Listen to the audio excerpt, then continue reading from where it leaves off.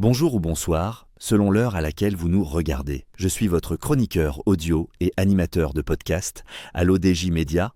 Aujourd'hui, je vais vous lire fidèlement une chronique d'Az Eddine Benani, intitulée « Quand la réalité économique rattrape l'IA, ma vision frugale et souveraine pour le Maroc confirmée », qu'on écoutera ensemble dans ce podcast. L'auteur commence son article ainsi.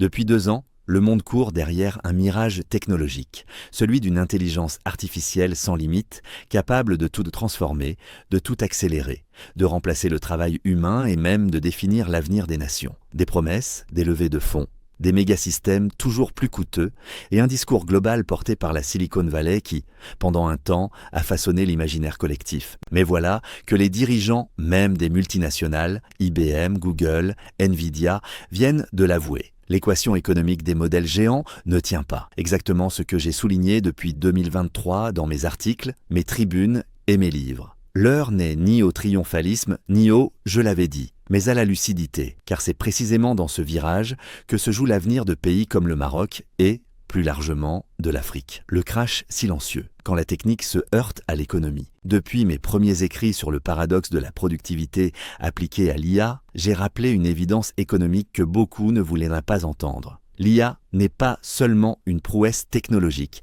c'est surtout une industrie extrêmement coûteuse énergétiquement, financièrement, matériellement. Chaque itération de modèles géants demande des milliards en serveurs et en puces de calcul, des data centers gigantesques, des infrastructures énergétiques dédiées, des coûts d'exploitation exponentiels. Quand le PDG d'IBM affirme publiquement que cette trajectoire n'est plus soutenable, il ne fait que confirmer ce que mes analyses annoncent depuis longtemps.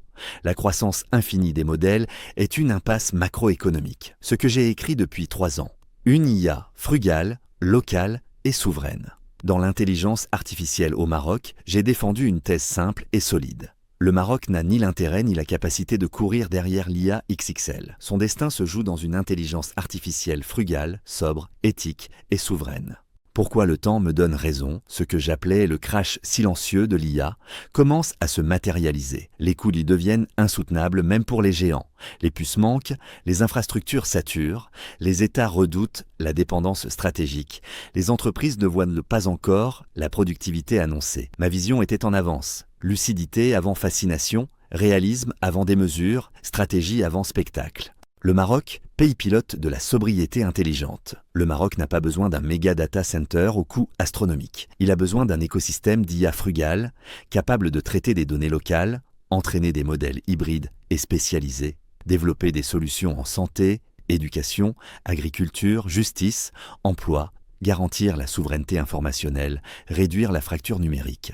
L'histoire de l'IA n'est pas celle de la puissance brute, c'est celle d'un équilibre fragile entre ambition, économie, énergie, technologie et souveraineté. Et c'est précisément cet équilibre que j'appelle, depuis mes premiers articles, à construire. Aujourd'hui, les plus grands patrons de la tech confirment une évidence. Il faut revenir à la raison. Et cette raison, le Maroc la porte déjà. Merci à vous d'avoir suivi cette lecture fidèle de la chronique d'Az Eddine Benani. Je vous donne rendez-vous très bientôt pour une nouvelle chronique, toujours sur l'ODJ Média. À très vite.